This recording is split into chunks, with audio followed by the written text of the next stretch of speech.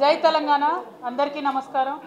రేపు మార్చి 8వ తారీఖు నాడు అంతర్జాతీయ మహిళా దినోత్సవం సందర్భంగా తెలంగాణ ఆడబిడ్డలకు భారతదేశంలో ఉన్న ఆడబిడ్డలందరం కూడా మనం సంబరాలు చేసుకోవాల్సినటువంటి సమయం అయినప్పటికీ తెలంగాణ రాష్ట్రంలో కొత్తగా ఏర్పడ్డటువంటి ప్రభుత్వంలో కొత్తగా వచ్చినటువంటి ముఖ్యమంత్రి రేవంత్ రెడ్డి గారు తరతరాలు మన ఆడబిడ్డలకు నష్టం జరిగేటటువంటి చర్యలు చేపట్టినారు కాబట్టి దానికి నిరసన వ్యక్తం చేస్తూ ఆడబిడ్డలకు ప్రభుత్వ ఉద్యోగ అవకాశాల్లో ప్రభుత్వ విద్యా సంస్థల్లో వచ్చేటటువంటి అవకాశాల్లో జరిగేటటువంటి నష్టాన్ని వివరించి ప్రజలకు చెప్పాలనే ఉద్దేశంతోని భారత్ జాగృతి తరఫున రేపు ఇందిరా పార్క్ దగ్గర ధర్నా కోసం మేము పర్మిషన్కి అప్లై చేసుకోవడం జరిగింది। ప్రభుత్వం నుంచి ఇంతవరకు అయితే మాకు పర్మిషన్ రాలేదు। పర్మిషన్ వస్తే ఖచ్చితంగా మన రాష్ట్రంలో ఉన్నటువంటి ఆడబిడ్డలకు అందరికీ కూడా మరి ఎటువంటి నష్టం జరుగుతుంది జీవో 3 వల్ల దాన్ని రద్దు చేయాల్సినటువంటి అవసరం ఏముందనేటటువంటి అంశాన్ని వివరించి చెప్పాలనేటటువంటి ఉద్దేశంతోని మేము ఉన్నాం। మరి జీవో 3 అనేటటువంటిది మహిళలకు వచ్చేటటువంటి 33% ఉద్యోగ అవకాశాలను ప్రభుత్వ ఉద్యోగాల్లో దెబ్బతీసేటటువంటి అంశం। దాని గురించి అడిగినప్పుడు గౌరవ రాష్ట్ర ముఖ్యమంత్రి రేవంత్ రెడ్డి గారు మరి కోర్టులు ఎట్లా చెప్తే అట్లా నడుచుకుంటామని చెప్పి చేతులు దులుపుకునే ప్రయత్నం చేస్తూ ఉన్నారు। మేము అడుగుతా ఉన్నాం, అయ్యా ముఖ్యమంత్రి గారు మీ ఓటుకునే నోటు కేసు కూడా మరి కోర్టులు ఎట్లా చెప్తే అట్లా ఒప్పుకొని మీరు వదిలేస్తారా? ఆడబిడ్డల విషయంలో ఇంత అన్యాయం ఎందుకు? ఓటుకు నోటు కేసులో మీరు బోలెడంత మంది లాయర్లను పెట్టుకొని ఇప్పుడైతే అదే లాయర్లను ప్రభుత్వంలో ప్లీడర్లుగా చేసుకొని ప్రభుత్వం ధనంతోనే మీ సొంత కేసులు మీరు కొట్లాడుతూ ఉన్నారే। మరి ఆడబిడ్డల కోసం కేసీఆర్ గారు సంవత్సర కాలం కొట్లాడినటువంటి కేసుని మీరు అధికారంలోకి రాగానే ఆఘమేఘాల మీద వెనక్కి తీసుకొని కొత్త జీవోని ఎందుకు ఇచ్చినారు? ఎందుకు తరతరాలుగా మా ఆడబిడ్డలు నష్టం జరిగే విధంగా మీరు ఈ నిర్ణయం తీసుకున్నారు? ప్రభుత్వం నుండి నిన్న ఒక చిన్న రిజైండర్ ఇచ్చి వదిలేసినారు, కానీ ప్రభుత్వ సంస్థ చెప్పినట్టుగా women and child welfare department చెప్పినట్టుగా అంత ఈజీ అంశం కాదది। నిన్నగాక మొన్న వచ్చినటువంటి గురుకులాల్లో కూడా 12%కు మించి రిజర్వేషన్ మీరు ఆడబిడ్డలకు ఇవ్వలేకపోవడం అన్నదే పెద్ద రుజువు।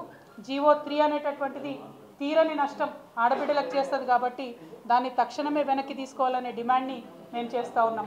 రెండవ అంశం, 3 నెలల్లో 30,000 ఉద్యోగాలు ఇచ్చామని చెప్పి మీరు చెప్పడం జరిగింది, కానీ ఈ 30,000 ఉద్యోగాలు కూడా మరి కేసీఆర్ గారు ఉన్న సమయంలోనే నోటిఫికేషన్ లేచి పరీక్షలు నిర్వహించి రిజల్ట్స్ ఇచ్చినటువంటి అంశాన్ని మీరు గమనించాలి। మరి వచ్చినటువంటి రిజల్ట్ ఇవన్నీ కూడా జీవో 3 కన్నా ముందే వచ్చినాయి, కానీ వాటికి మీరు జీవో 3 అప్లై చేస్తూ పాత ఉద్యోగాలలో కూడా మహిళలకు అన్యాయం చేసే ప్రయత్నం చేస్తూ ఉన్నారు। ఇది చాలా దారుణమైన విషయాన్ని నేను తెలంగాణ బిడ్డలందరూ కూడా తెలియజేస్తూ ఉన్నాం। మరి అదేవిధంగా ఇవాళ కరువు వచ్చింది, ఎవరు కూడా సాగునీళ్ళు తాగునీళ్ళు అడగొద్దని చెప్పి ముఖ్యమంత్రి గారు అన్నట్టుగా అన్ని ప్రధాన పత్రికలలో కూడా ఇవాళ రావడం జరిగింది। ఇది కరువు కాదు, కాళేశ్వరం ప్రాజెక్టుని బద్నాం చేయాలి, కేసీఆర్ గారిని బద్నాం చేయాలి అనేటటువంటి ఉద్దేశంతో రాష్ట్ర ముఖ్యమంత్రి రేవంత్ రెడ్డి గారు సృష్టించినటువంటి కృత్రిమమైనటువంటి కరువు ఇది అని చెప్పి ఇవాళ మేము ప్రజలందరికీ తెలియజేస్తూ ఉన్నాం। మీకు అనుభవ రాహిత్యం ఉంది, మీకు అవగాహన రాహిత్యం ఉంది కాబట్టే కాళేశ్వరం నుంచి మీరు చెరువులు నింపలేకపోయినరు, కాలువలు నింపలేకపోయినరు, నీళ్లు ఇవ్వలేకపోతూ ఉన్నారు। ఈ నెపమంతా కూడా మీరు ప్రకృతి వైపరీత్యం అని చెప్తా ఉన్నారు, అది తప్పు। తెలంగాణ రైతు ఎన్నడూ కూడా మొగులకు ముఖం పెట్టి ఎదురు చూడకుండా ఉండాలని చెప్పే కాళేశ్వరం కట్టుకున్నాం। అందులో చిన్న సమస్య ఏదన్నా ఉంటే దాన్ని రిపేర్ చేయండి, దాన్ని ఎంక్వైరీ చేయండి, మీరు పొలిటికల్గా కక్ష సాధింపు చర్యలు తర్వాత చేయండి, కానీ ఇవాళ పొలాలు ఎండబెట్టడం రైతులకు అన్యాయం చేయడం అన్నది మాత్రం చాలా దారుణం। కాళేశ్వరం నీళ్లను ఎట్లా వినియోగం చేసుకోవాలో మీకు తెలియనటువంటి అనుభవ రాహిత్యంతో తెలంగాణ ప్రజలు రైతులు తీవ్రంగా నష్టపోతున్న విషయాన్ని ప్రజల దృష్టికి మరొకసారి తీసుకొస్తా ఉన్నాం। అదేవిధంగా ఎంతసేపు పొలిటికల్ అంశాలు తప్పితే ఇంకొక అంశం ముఖ్యమంత్రి గారు మాట్లాడతలేరు। ప్రజలు, అభ్యున్నతి, అభివృద్ధి, రాష్ట్రము, ప్రగతి ఈ విషయాలన్నీ పక్కన పెట్టి ఎంతసేపు పార్లమెంట్ ఎన్నికల నేపథ్యంలోనే ముఖ్యమంత్రి గారు మాట్లాడుతూ ఉన్నారు। మరి ఈ నేపథ్యంలోనే ముఖ్యమంత్రి గారిని ప్రశ్నిస్తూ ఉన్నాం, 4 సౌత్ ఇండియన్ స్టేట్స్ ఢిల్లీలో ధర్నా పెడితే, కేరళ నుంచి ధర్నా పెట్టి బీజేపీని ప్రశ్నిస్తే ఎక్కడ కూడా మన ముఖ్యమంత్రి గారు మాట్లాడలేదు। కర్ణాటకలో వాళ్ళ కాంగ్రెస్ ప్రభుత్వమే ఉంది, వీళ్ళు ఢిల్లీకి పోయి ధర్నా చేసినా కూడా ఆనాడు మాట్లాడలేదు।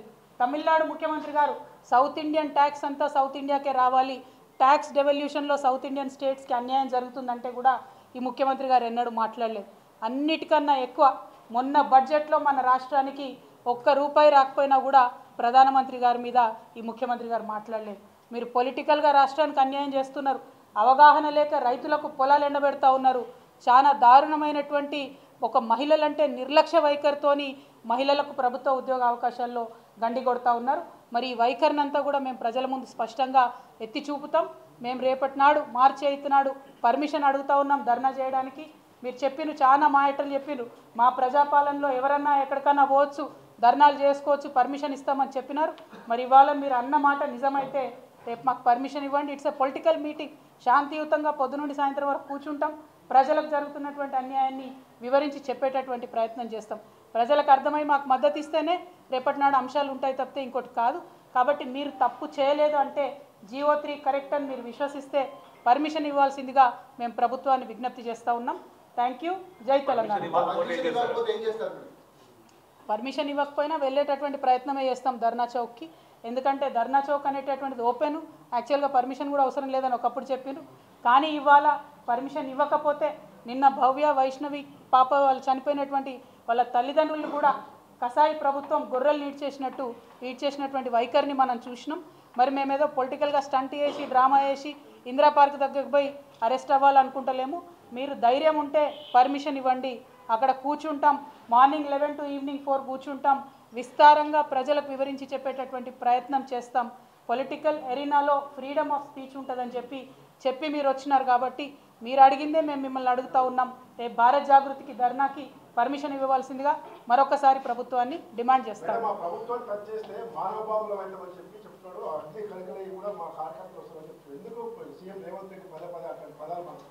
వారికి ఉన్నటువంటి ఇన్సెక్యూరిటీ వారు చెప్తున్నారేమో, వారి ప్రభుత్వాన్ని టచ్ చేసే ఉద్దేశం ఎవరికి లేదని పదే అన్ని పొలిటికల్ పార్టీస్ చెప్తా ఉన్నాయి. అయినప్పటికీ ఒక ప్రతిపక్ష నాయకుడు మాట్లాడినట్టు దారుణాతిదారుణమైనటువంటి పదజాలంతో గౌరవ కేసీఆర్ గారిని అనేక సార్లు ఏకవచనంతో సంబోధించడం, ప్రతిపక్ష నాయకులందరినీ కూడా అంతు చూస్తామని చెప్పి ఒక కాన్స్టిట్యూషన్ పొజిషన్లో ఉన్నటువంటి వ్యక్తి పదే బెదిరించడం, ఇవన్నీ కూడా అమానవీయమైనటువంటి చర్యలు, అప్రజాస్వామికమైనటువంటి చర్యలు. నిజంగా పోలీసు ఈ రాష్ట్రంలో ఫ్రీడంతో పనిచేస్తే ఇప్పటికే ఈ ముఖ్యమంత్రి మీద 100 కేసులు ఉండాలి. కానీ అమాయకుల మీద కేసులు పెడతా ఉన్నారు, ప్రభుత్వ పెద్దలు బెదిరిస్తూ ఉన్నారు. ఇది తెలంగాణలో ఇవాళ ఉన్నటువంటి ప్రజాస్వామ్యం అనేటటువంటి అంశాన్ని ప్రజలు గమనించాలని కోరుతా ఉన్నాను. Thank you. ఎమ్మెల్సీ వెంకట్ చర్చకు దాని మీద GO3 మీద ప్రభుత్వం రేపు పర్మిషన్ ఇస్తే దానిలో ఉన్న లోటుపాట్లన్నీ కూడా తప్పకుండా వివరిస్తాం ప్రజలకు. Thank you.